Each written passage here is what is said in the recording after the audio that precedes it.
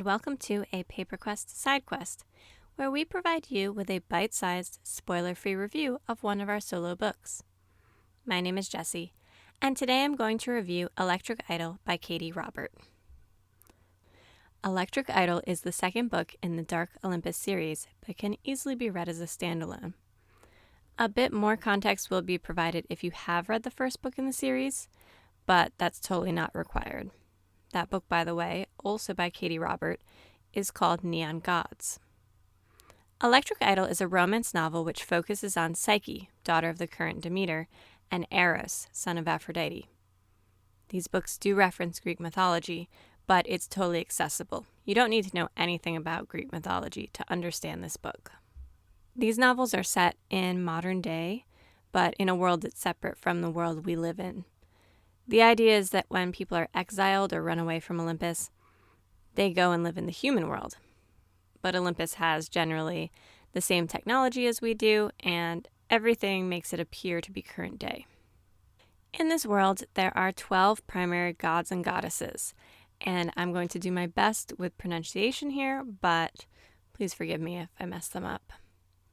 There is Zeus, Hades, Poseidon, Demeter, Aphrodite, Hermes, Hera, Athena, Dionysus, Artemis, Ares, and Hephaestus. In the book, they are ominously known as the 12. As with classical Greek mythology, they always bicker and fight amongst themselves and each have their own agenda. Demeter and Aphrodite have a long-standing feud, which we see flaring right at the beginning of the book.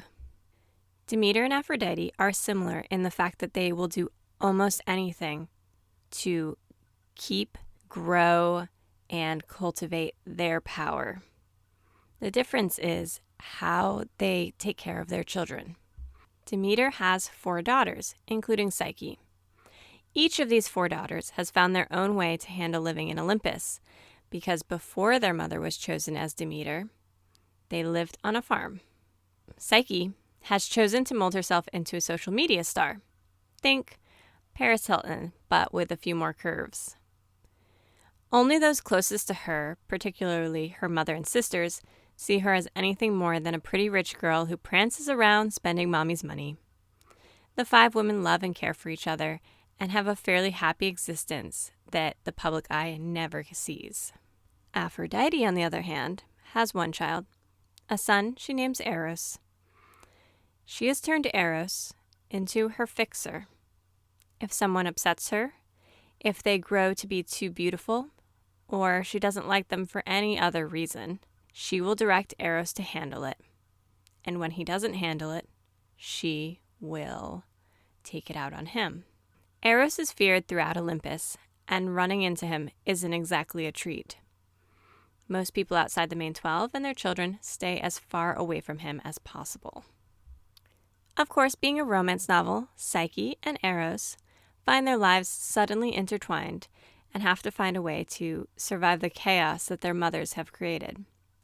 It's interesting that this is a romance novel because Eros, traditionally, is the god of love.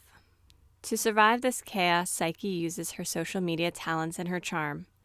Eros uses his friends and connections he's built throughout Olympus. For those who have read the first book in the series, we also get a little peek into the primary characters in the first book, Hades and Persephone. And it's nice to see kind of where they are and where they're going, and to get some insight on the rest of Olympus, which I just think is so fascinating. For me, this book is easily a 4 out of 5. It has a decent level of spice if that's what you're looking for in romance. It's fun to read and it's quick.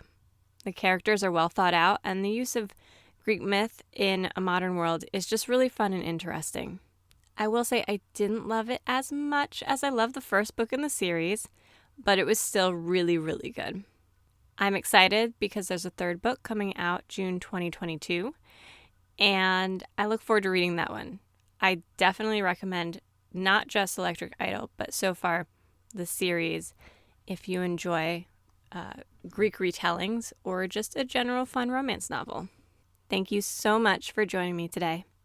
Feel free to head over to any of our socials and let me know if there are any modern Greek retellings that I should read.